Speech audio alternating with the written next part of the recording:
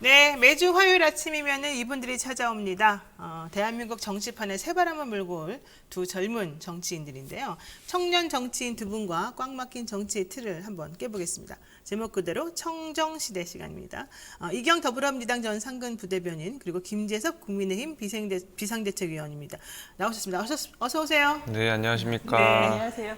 다들 그냥 사실은 젊은 사람들인데 왜 이렇게 얼굴들이 좀 너무 아침이라 그런가요? 네. 여름이 돼가지고 네. 피부가 좀 이상해져. 그렇군요. 제 얼굴만 제일 빵빵한 것 같아요. 네. 화면으로 보니까.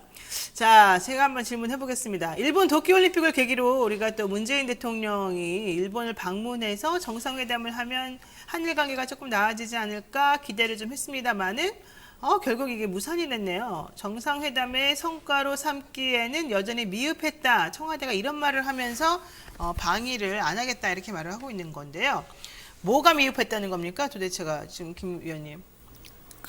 이제 원래 이제 이번에 도쿄 올림픽 관련해서 방위를 하려고 했던 것은 단순히 그냥 뭐 올림픽뿐만이 아니라 사실 그 전에 있었던 수출 규제 문제라든지 아니면은 그 강제징용 판결에 관한 뭐 내용들 이런 그러니까 전반적인 그 외교적인 문제들을 좀 다루기 위해서 방위를 하는 것으로 알려져 있었는데 뭐 그게 좀 잘 안 풀렸던 것 같아요. 그리고 무엇보다도 최근에 그 일본 공사의 네네. 망언, 굉장히 그 치욕스러운 망언들을 이제 그 작용을 더 해가지고 네. 아마 지금은 때가 아니다라고 생각을 했던 것 같고 일본 입장에서도 그렇고 대한민국 입장에서도 그렇고 지금 굳이 이렇게 만나서 한일 정상회담을 하는 것이 양국의 정치적 실익이 없다라는 판단들이 있었던 것 같고 뭐 그런 면에서 이번에 한일 방문이 무산이 된 게 아닌가 저는 그렇게 봅니다. 근데 사실 되게 민감한 시간인데 민감한 상황인데 뭐 말을 그렇게 일부러 했는지 모르겠지만 함부로 해가지고 이런 식으로 귀결을 안 내릴 수가 없게끔 좀 만들어 나가는 부분이 있는 거잖아요. 그렇죠. 그런 거는 좀 뭐 의도된 거라고 봐야 됩니까? 저는 뭐 의도된 건 아니라고 보고 그냥 얘기를 좀 들어보면 그 망언을 한 사람을 좀 아시는 분들 얘기를 들어보면 네네. 굉장히 한국말도 잘하고 약간 그 말을 좀 이렇게 왜 사석에서 거칠게 하시는 분들 있지 네네. 않습니까? 좀 그런 타입이라더라고요. 그래서 어떤 뭐 정치적 목적을 가지고 했던 건 아니었던 것 같고 들어보니까 애초에 그냥 별 생각 없이 했었던 이야기인 것 같고 근데 그게 엄청난 외교적인 결례고 실수고 우리 대통령과 대한민국 국민에 대한 모욕이기 때문에 사실 뭐 이번에 한일 정상회담을 못 하게 된 거는 저는 개인적으로는 잘하는 선택이라고 생각합니다. 그렇군요. 사실 뭐 이렇게 말도 잘하는 외교관은 정말 신중해야 되는데 그렇죠. 얘기 딱 들어보니까는 이 사람은 까불다가 이렇게 또 잘못된 그런 케이스가 아닌가 생각이 드네요. 네, 우리 이경 부대변인님, 예, 마스크 빼도 되는데 사실은. 마스크 빼도 돼요? 네, 다 안 끼고 있지 않습니까, 우리가? 그러네요. 네, 저기가 착용하겠습니다. 네, 말씀을 해보세요. 네. 오늘까지만, 예. 네, 그러겠습니다. 네, 우선은 이분이 말씀을 참 잘하시더라고요. 제가 라디오를 듣다가 누군가가 그 억양은 일본 억양인데 말이 되게 거침없다 누구지라고 좀 귀 한국말 기울여 하는데. 보니까 네네 네. 그냥 이분이시더라고요. 네. 그런데 지금 이번 사건에 대해서는 그냥 말이 조금 거칠다 이런 차원은 아니고 그렇죠. 일본 자체에서 왜곡된 역사, 그냥 우리나라에서 봤을 때는 왜곡된 역사인데 이 일본 내에서는 그것도 고위 관계자잖아요. 대사관 서열 두 번째입니다. 그렇죠. 지금 총괄 총괄검사가. 검사인데. 네네. 네.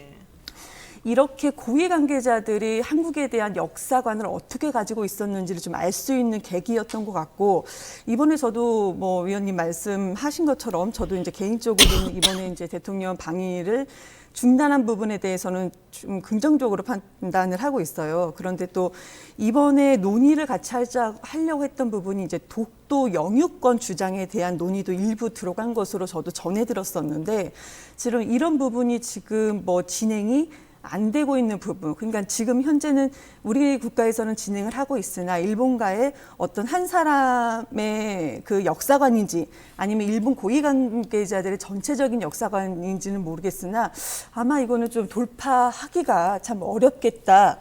너무 오래된 역사이기 때문에 네. 그런 생각을 가지고 있습니다. 사실 뭐 소마 히로히사 뭐 이 말한 것이 부적절하다는 건 뭐 누구나 다 인정할 것 같기는 한데 뭐 이런 일이 있음에도 불구하고 요미우리 신문 같은 곳에서는 일본 정상회담이 23일 날 첫 번째로 열릴 것이다 뭐 이렇게 또 보도를 일방적으로 한 것도 좀 문제가 되는 것 같고요.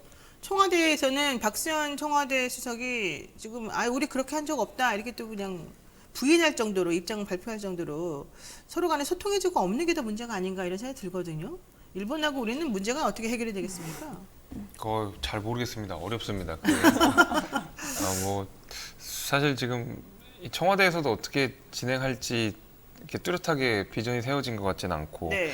다만 이제 이번 방일 특히 이제 도쿄올림픽 같은 경우에는 스가 총리가 굉장히 정치적으로 이용하는 면이 많다고 알려져 있지 않습니까? 그렇죠. 특히 왜냐하면 이제 뭐 경제도 그렇고 그 방역 실패에 대한 책임도 그렇고 굉장히 지지율이라든지 지지도에 압박을 받고 있는 상황이기 때문에 최대한 이제 한일 관계 개선이라든지 도쿄올림픽 성공 개최 이런 거랑 맞물려서 한국이랑 관계 개선을 되게 하고 싶으니까 이런 마음이 앞서가지고 이렇게 보도도 먼저 내버리고 그런 것 같거든요. 그렇게 더 좋게 해석하시는군요. 저는 마- 상당히 이상한 사람들이다 그랬는데. 저 나쁘게 얘기한 거죠. 그러니까 네. 마음이 앞서고 이걸 정치적으로 이용을 하려고 소위 말하는 언론 플레이를 한 거잖아요. 네네, 그러니까 그렇죠. 저는 이제 그 정도로 보고 있고요. 네. 다만 이제 그 한일 관계 개선을 위해서라고 한다 그러면 뭐 우리나라도 그렇고 일본도 그렇고 결국 이제 수출 규제라든지 뭐 징용 강제징용 판결이라든지 이런 문제들이 어느 정도 양국 간의 합의가 있고 대한민국이 주장하는 바에 대해서 일본도 좀 관철시켜줄 의지가 있어야 되는데 아직까지는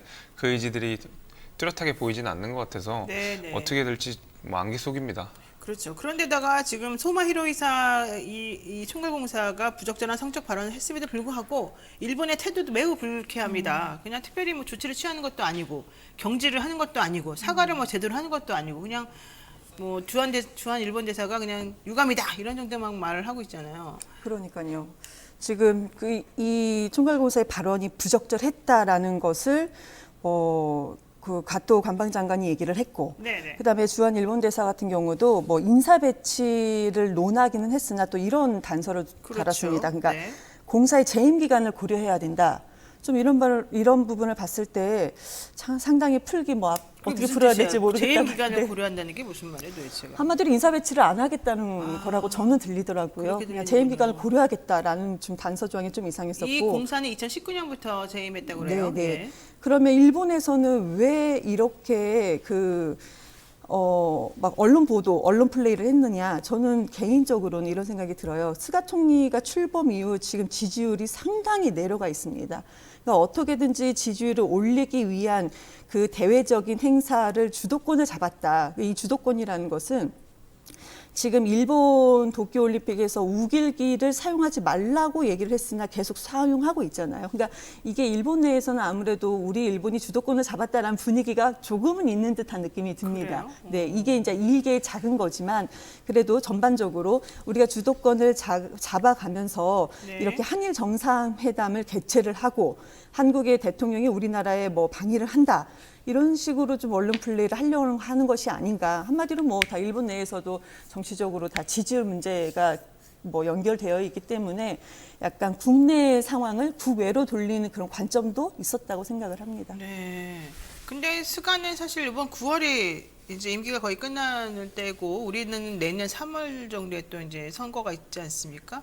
이런 상황에서 일본 쪽에서는 한국의 정권 교체가 이루어지길 바라고 있다. 뭐 또 이딴 얘기를 지금 하고 있어서 문재인 대통령이 있는 타임에서는 아무것도 제대로 잘 안 하겠다 이렇게 얘기하는 걸로 들리거든요. 헛소리죠, 뭐 그거는. 진짜. 헛소리예요? 네, 헛소리고 오지랖 넓은 소리였고 네. 부적절한 발언이었죠. 그거는 뭐 근데 네. 이런 발언 나오는 게 또 지난번에 윤석열 전 총장이 그 일본 원전수 오염 방출 문제 관련해서 얘기를 하니까 되게 훌륭하다 이러면서 또 정권 교체에 대한 기대를 나타내기도 했던 것하고 연결되잖아요. 뭐 사실 이제 그런 문제인데요. 네. 특히 이제 문재인 정부 때 아까 계속 얘기 나온 그 이제 대법원에서 위안부 관련된 이제 판결이 네네, 나왔었잖아요. 그때 각하 판결 예, 나오고. 예. 아무래도 그런 이제 특히 이제 자민당 정부니까 네. 뭐 반감이 있겠죠. 근데 그렇다고 뭐 반감이 있는 거랑 그게 뭐 다 남의 나라 정권 교체가 됐으면 좋겠다고 하는 거랑은 아주 다른 어이가 얘기고 없네. 네. 정권 교체 얘기는 하더라도 국민의힘이 하는 거지 뭘 지네들이 그런 얘기를 하고 앉아 있습니까? 국민의힘이 하는 건데 예, 좀 기분 하더라도 나쁘시군요. 대통령을 비판해도 우리가 하는 거고 네. 정권 교체를 얘기해도 우리가 하는 거지 자민당이 뭐라고 나서가지고 그러고 있는지 모르겠습니다. 근데 김재섭 위원님 좀 세네요. 지금 네. 참다래님이 김재섭 위원장 화이팅 막 이렇게 지금 외치고 있어요 2번이나. 친척이세요? 모르겠습니다. 아니죠. 누군지. 자, 어쨌든 중요한 거는 지금 뭐 여야가 따로 없죠. 일본의 이런 망언적 행동에 대해서는. 그런데 이 부분에 대해서도 네. 일본은 헛소리가 저도 맞다고 생각을 해요. 그런데 그러면 그 헛소리를 네. 국회에서 그것도 야당의 국민의힘의 원내대책회의에서 지난 그렇죠. 16일 날에 김석기 의원이 이걸 그대로 얘기를 했습니다. 네, 맞아요. 그래서 이것도 좀 이상하더라고요. 네. 예. 너무 놀랬죠. 이거 분명히 지금 국민의힘 젊은 정치 차세대 주자는 헛소리라고 하는데 이 헛소리를 아주 공식적으로 얘기를 했어요. 그래서 이분이 왜 이랬을까라는 것은 도저히 뭐 제가 이해할 수 없는 부분인 것이고 네. 저만 이해 안 되는 게 아니고 국민의힘 내부의 어떤 젊은 정치인들도 다 뭐 이해가 안 될 거라고 우리 김기석 생각을 해요. 의원님도 이해가 안 된다고 하니까. 근데 김석기 의원이 지금 그 얘기를 한 거잖아요. 네, 맞아요. 그런데 지금 국민의힘의 전신을 보면은 뭐 예전에 뭐 아주 오래된 얘기이긴 하지만 뭐 북풍이라든지 총풍 이런 것으로 대선이라든지 아니면 그 선거에서 좀 승리했던 경험들이 조금 있습니다. 근데 네. 너무 오래된 얘기입니다, 솔직히. 이렇게 오래된 것을 조금 구시대적인 바람을 지금 일으키려고 하는 것인가. 국민의힘이 대표도 바뀌고 새롭게 바뀌려고는 하고 있으나 네. 실제적으로 내부에서는 이게 변화하는 것은 참 어려운 환경이겠구나라는 생각이 드는 것이고요. 근데 네. 이것을 그냥 비판으로 끝나는 것이 아니고 국민의힘 내부에서 좀 정화하는 작용, 정화작용이 네. 꼭 있었으면 좋겠습니다. 정화를 어떻게 시킬지 참 걱정인데 도쿄올림픽 지금 진행되고 있으니까 이 얘기랑 같이 연결을 해봐야 될 것 같아요. 지금 올림픽 개막이 사흘 앞으로 다가왔는데 아까 말한 그 우길기 논란과 지금 우리나라 이순신 기 논란이 지금 서로 간에 얘기가 좀 되고 있는데 IOC의 태도가 매우 불만족스럽습니다. 근데 이번에는 우리 선수들이 먹을 도시락, 우리가 지금 우리나라에서 공수해 간다는 거잖아요. 사실 좀 불안하니까 그럴 수밖에 그리고 외국은 많이 그래요. 올림픽 같은 거 네. 가더라도. 근데 이걸 가지고서 또 일본 사람들이 아니 예의가 아니라는 등 이딴 얘기 좀 하고 있어요.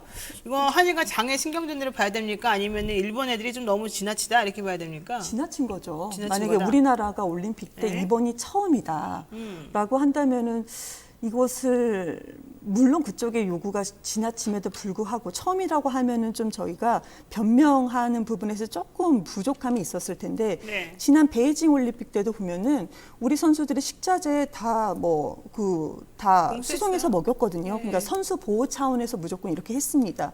그런데 우리나라에는 후쿠시마산 수산물이 전혀 수입이 되지 못하고 있어요. 네, 그런데 그렇죠. 우리가 보호해야 될 선수들이 일본에 가 있는데 후쿠시마산 식자재를 지금 먹인단 말이죠. 그렇죠. 이건 전혀 상식적으로 생각해도 말이 안 돼요. 그리고 일본에서 이것에 대해서 서운함을 하는 얘기가 더 웃겼던 것은 네네. 후쿠시마 주민의 마음을 짓밟았다. 그러니까 이를 거부하는 것은 뭐 자기네들 주민의 마음을 씹는 거다. 그렇죠. 예. 이렇게 좀 얘기하는 부분에 대해서 일본이 예전에는 정말 선진국이었구나. 제가 어릴 때만 해도 일본이라고 하는 나라 메이드 인 재팬이면 되게 좋은 줄 알았어요. 네네 맞아요. 근데 시간이 지나면서 지금 아이 세대들, 지금 청년 세대들이 말하는 걸 들어보면은 메이드 인 코리아가 가장 좋다고 그래요. 네. 이렇게 관념, 그러니까 그 국제적인 그 사상이라든지 생각이 바뀌었던 부분에는 이런 것들이 작은 거지만 이런 작은 부분들이 좀 영향을 미치지 않았나라고 생각을 합니다. 네, 미사동님께서 평창 올림픽 때 자기네들도 자기네 거만 먹어놓고 우리 거 안 먹었는데 왜 남의 나라의 마음을 짓밟고 이런 말 하나 이상하다고 좀 얘기하시고요. 오계숙님 내 새끼 내가 우리 걸로 먹인다는데 왜 그러냐 이런 얘기 주고 계십니다. 뭐 어떻게 보세요? 뭐 뻔한 얘기라서. 저요? 아니요, 뭐 이 뻔한 얘기인데 일본의 대응이 좀 계속 바보 같은 건 맞는데요. 네, 우리나라 대응이 그렇다고 뭐 훌륭하냐라고 하면은 저는 거기에 대해서는 비판하고 싶은 마음이 있는데 네네. 기본적으로 이제 올림픽이라고 하는 것은 일본을 상대하기 위해서 가는 건 아니지 않습니까? 그러면 도쿄에서 일어나는 거긴 하고 하지만, 결국에는 올림픽이라고 하는 것 자체가 사실은 그 안에 숨겨진 칼들이 있는 거고 전쟁을 가르면서 만들어진 게 사실은 어떤 올림픽 같은 건데 어떻게 보면 그 올림픽이라는 운동 경기를 통해서 그 숨어져 있는 각축장의 외교가 다 이면에 숨어져 있는 것 같습니다. 네네. 사실 어느 나라나 다른 각국을 대할 때 위선이라는 것이 전제가 되는 거죠. 그러니까 그렇죠. 좋은 모습을 보여주는데 그 안에서 어떤 외교적이나 아니면 어떤 국제적인 문제들을 갈등들이 그 이면에 불거나고 이제 하는 건데 이번 대응은 사실 우리가 세계에 우리의 위상을 보여준다기보다는 어떤 일본과의 감정, 반일 감정이 고조되는 방식으로 계속 대응을 하다 보니까 오히려 정말 중요한 세계 무대에서 대한민국의 위상을 높여야 되는 거에 대해서는 너무 소홀하고 있지 않나라는 생각이 듭니다. 그렇군요. 네. 자, 이번에 얘기를 조금 바꿔보겠습니다. 지금 코로나 상황이 심각한 상황인데 지금 민노총에서 확진자가 발생을 했고요. 이런 와중에 또 사랑제일교회 정강훈 목사는 또 대면 예배를 또 계속 강행하고 있습니다. 여기에 대해서 지금 황교안 국민의힘 전 대표가 대면 예배를 해야 될 권리가 있다 우리는 뭐 이렇게 좀 주장을 하고 나서는 상황이거든요. 김재섭 위원님 이건 어떻게 보세요? 종교의 자유 막 얘기하시던데 황 대표님. 이거는 뭐 어쨌든 감염예방법이라는 것이 있고 네. 그거는 전 국민이 따라야 되는 거고 어쨌든 전 국민이 힘을 합쳐서 그 코로나19 상황을 이제 극복은 해야 되는 건데 네네. 기본적으로 이제 민주노총 얘기를 안 할 수는 없을 것 같고요. 특히 이제 한 8,000명 정도가 나가서 그러니까요. 처음에 이제 이 정부 당국이 영향이 없다라고 먼저 발표를 하지 않았습니까? 네. 그리고 나서 이제 발표된 내용들을 제가 기억하기로는 뭐 큰 영향은 없다, 뭐 이런 식으로 또 말을 조금 다르게 했었던 것 같은데 뭐 거기에 대해서는 뚜렷하게 비판을 안 했던 것 같고 그 이제 저는 그 사랑제일교회 문제보다는 사실 그 이후에 이제 차량 시위들이 있었잖아요. 네. 자영업자들이. 네. 그 자영업자들의 시위가 철저하게 통제됐거든요. 밤 11시 보면은. 반에 여의도 앞에서 했었던 예. 그게 이제 굉장히 철저하게 통제됐거든요. 그래서 제가 이제 자영업자분들 그 얘기를 좀 들어보니까 사실은 방역 특히 이제 감염이나 이런 문제가 있으니까 자영업자들은 정말 절절한 심정으로 나가서 말을 하고 싶었던 건데 그렇죠. 그러다 보니까 차량 시위를 하게 된 거고 차에도 한 명 이상 타지 2명이나 한 명으로 인원을 제한하고 이랬는데 최대한 전파 안 되도록. 이미 10시부터 와서 통제를 했다는 거예요. 근데 사실 민노총 같은 경우에도 원래 여의도에서 하기로 했다가 광화문으로 장소를 옮겼죠. 바꾼 거지 않습니까? 거기에 대해서는 통제를 크게 하지 않았다는 거죠. 물론 통제 강한 거 좋은데 이런 식으로 형평성이 어긋나고 실제로 이제 민주노총이라는 그 상징성이 또 있지 않습니까? 네네. 어느 정도 진보 진영에 기여를 했다는 거. 그러다 보니까 이제 형평성 차별이 있는 거 아니냐라는 당연히 그 반발이 일어날 수밖에 없는 것 같고요. 네. 글쎄요, 저는 이제 황교안 대표의 말씀이 뭐 이해가 안 가는 건 아닌데 뭐 굳이 지금 이렇게까지 할 필요가 있나 싶습니다. 그러니까 그 종교의 자유도 중요하고 대면 예배를 하고 싶은 마음도 제가 충분히 이해를 하지만은 지금 그 이제 기독교 신자 이외에도 정말 해야 되는데 못하는 정부 방역 방치 때문에 못하는 일들이 많거든요. 그래서 네. 뭐 제가 이 해명을 들어보니까 대구에서 있었던 거고 대구는 실제로 지금 2단계이기 때문에 네. 이런 제한은 없는 상황이라고 그러니까 법적으로는 하자가 없는 건데 이제 대한민국 대통령이 되겠다고 이제 선언을 하신 분이면 그래도 조금 자제하는 모습들을 더 보여주셨으면 좋지 않았을까라는 생각이 있습니다. 역시 진짜 젊은 분의 시각이 좀 다르네요. 그렇죠? 네, 민주당 시각인 줄 알았습니다. 네. 아무튼 이거를 비아냥거릴 건 아닌 것 같고요.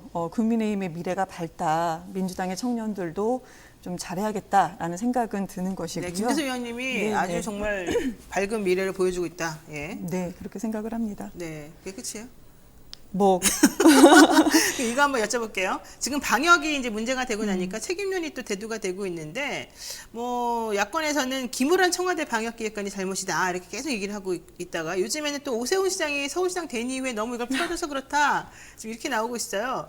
그래서 뭐 민주당 지지층에서는 오세훈하고 코로나 팬데믹을 합성을 한 용어가 나오더라. 뭐 이름하여 오로나 훈데믹이라는 건데요. 아 정말 이름들도 잘 지어요.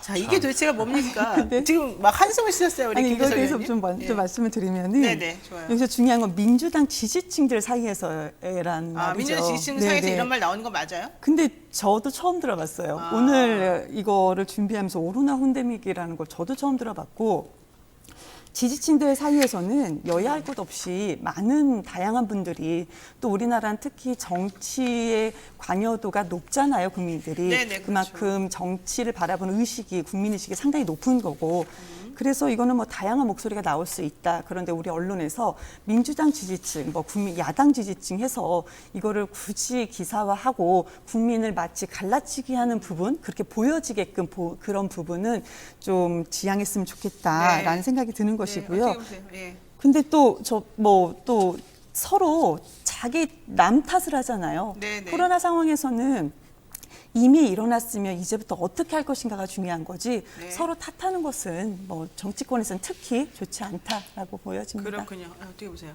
예, 그 K 방역이 잘 되면 K 방역 탓이고 안 되면 오세훈 탓이고 이게 너무 웃긴데 네. 그 저 뭐 결국에는 지방자치 단체장이 네.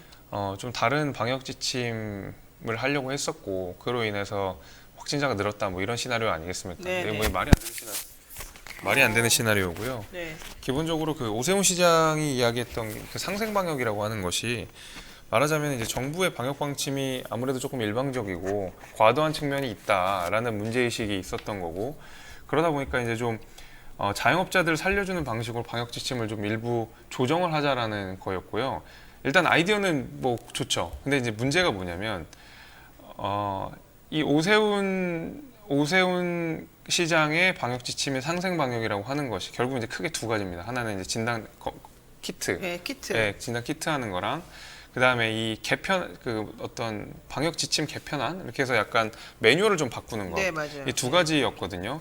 근데 사실 이게 시행이 되진 않았었어요. 시행이 되진 않았고 시범 사업 정도로 돼서 네. 특히 이제 강동구랑 제가 기억 강동구 마포구 헬스장이랑 실내체육시설 일부에 적용이 됐던 걸로 기억을 하고 굉장히 일부에 그나마도 6월 20일에 그 대한민국 그 정부에서 나온 방역 방침 사회적 거리두기가 4단계로 개편이 되면서 그나마도 이게 유야무야 없어졌거든요. 사실상 시행이 되진 않았습니다. 네. 근데 실행이 되지 않은 것을 가지고 서울에 있는 지자체 단체장이 있었던 아이디어 때문에 이게 무슨 번졌다라고 하는 거는 결국에는 이번에 4차 대유행에 누군가 책임을 져야 되는 사람이 필요한 것이고 희생양을 찾는 거다? 네, 자화자찬하는 K방역의 구멍을 네. 오세훈 시장이 메꾸고 있는 거죠, 뭐. 사실은. 그렇군요. 저는 좀 네, 그렇게 생각하지 않는데요. 네. 저는 지금 뭐 그렇게 누구 생각합니다. 탓을 제가 앞서서 네. 특히 코로나에 대해서는 국민들이 가장 피해를 많이 보기 때문에 누구 탓을 하면 안 된다라고 말씀을 드렸던 거고. 네. 근데 정치권에서는 서로 탓을 합니다. 지금은 뭐 여당에서 오세훈 시장을 희생양을 삼았다 얘기를 하지만 야당에서도 물론 마찬가지인 거거든요. 네. 진병관리청장을 이렇게 희생양을 삼는 건데 이런 모습은 국민께서 보시기 안 좋은 거고 그리고 팩트만 좀 체크를 하자면 수도권에 특히 이제 서울에 확진자가 상당히 많은 것은 맞습니다. 수도권에만 80% 이상이 확진자가 있는 것입니다. 그리고 밀집도가 가장 높으니까 너무 오세훈 당연한 얘기죠, 시장이요. 이거는. 그리고 또 뭐 그 코로나 역학조사 TF팀을 해제했던 것도 맞는 사실인 거고 그리고 뭐 자영업자를 위해서라고 하지만 네. 사적 모임 금지라든지 집합 금지를 해제시켰던 부분도 있거든요. 그렇기 때문에 언제 이런 있었습니까? 부분은 네. 탓하는 게 아니고 팩트로 잘못된 부분을 접근을 해서 본인께서 조금 시인을 하시고 지금 여기서부터 어떻게 문제 해결할 것인가라는 네. 고민을 서로 좀 하는 게 좋겠습니다. 네, 지금 보니까는 김도환님 탓할 건 아니지만 여야를 막론하고 반성하시고 당의 손익을 떠나서 올바른 방향과 방역을 시행해 주시기 바랍니다. 이렇게 이제 말씀을 지금 해주고 계시는데 이 말이 사실 정답일 것 같긴 합니다. 자, 그런데 뭐 서울시 역학조사 TF 해체에 관련된 내용은 그때 김어준 씨가 뉴스공장에서 그런 얘기를 이제 했었었는데 서울시에서 아니다 이러면서 우리는 그렇게 한 적이 없다라고 해서 또 지금 반박을 하는 상황이라 그 부분에 그러니까요. 대해서는 정확한 상황을 지금 보고 난 다음에 얘기를 해야 될 것 같아요. 아직은 확인이 지금 되지가 않았습니다. 지금은 시간이 2분 정도 남았는데요. 요거 하나만 딱 짧게 여쭤보고 끝낼게요. 어제 윤석열 전 검찰총장이 삼부토건 관련해서 뭐 골프 접대 받았다 이런 얘기가 이제 한 번 나왔어요. 물론 다음에 이제 길게 할 거니까 오늘은 아주 짧게만 잠깐만 여쭤볼게요. 이제 해명하느라고 좀 진을 빼낸 모습이다 이런 모습 보였는데 국민의힘에서는 이제 윤석열 전 총장은 약간 좀 손절하는 분위기예요. 솔직히 말해보세요. 아니요, 뭐 그렇지는 않습니다. 아니에요? 손절까지는 아니고요. 네. 근데 뭐 이제 이준석 대표의 메시지가 빨리 이제 입당을 해라. 입당을 하지 않으면 그 인센티브를 주지 않겠다. 이제 뭐 그런 메시지를 계속 내지 않고 압박하는 있으니까. 용으로 얘기하는 거 맞아요? 그렇죠. 이제 왜냐면은 네. 손절은 아니라고 보이고요. 네. 특히 어제 이준석 대표가 이야기한 내용을 들어보면 그런 게 있잖아요. 이 당원, 그러니까 당에 있는 당협위원장, 그러니까 당의 직책을 맡지 않으시는 분들, 네, 지도부라든지 원내 지도부라든지 아니면은 대선 경선준비위원을 맡지 않는 모든 직책들은 다양하게 당내에 있는 후보를 지지할 수 있다라고 이야기를 했던 것은 네. 당 밖에 있는 후보는 지지하지 마라. 대신에 네. 당 안에 있는 사람들은 얼마든지 지지해도 좋다라고 이야기한 거기 때문에 그런 것도 뭐 사실 윤석열 총장의 입당을 압박하는 수단이 아니겠습니까? 뭐 저 그렇군요. 그런 일환이라고 이해합니다. 예, 짧게. 손절까지는 아니다라는 거에 좀 내용이 있는 것 같습니다. 네. 손절까지는 아니지만 손절과 가까운 방향으로 진행되고 있다라는 것이고요. 뭐 윤선 전 총장이 이런 얘기를 했습니다. 뭐 항상 뭐 공정과 정의 얘기를 했는데 그 공정과 정의가 본인과 본인의 가족, 본인의 지인들에게는 어떻게 그렇게 관대하고 다른 사람을 위해서는 그렇게도 좀 야박하게 너무나도 야박했는지 네. 그런 부분이 지금부터 좀 드러날 것이라고 생각을 네, 합니다. 좋습니다. 네, 오늘 청정시대 지금 두 분과 함께 했습니다. 이경전 더불어민주당 상근 부대변인 그리고 김재섭 전 국민의힘 비대위원 고맙습니다. 고맙습니다. 감사합니다. 감사합니다. 네. 노영의 뉴스 인사이다 오늘 방송 어떠셨는지 궁금한데요. 의견 남겨주시고요. 구독, 좋아요 잊지 말아주시기 바랍니다. 저희가 오늘 준비한 내용은 여기까지입니다. 저는 내일 아침 7시 30분에 다시 찾아오겠습니다. 고맙습니다.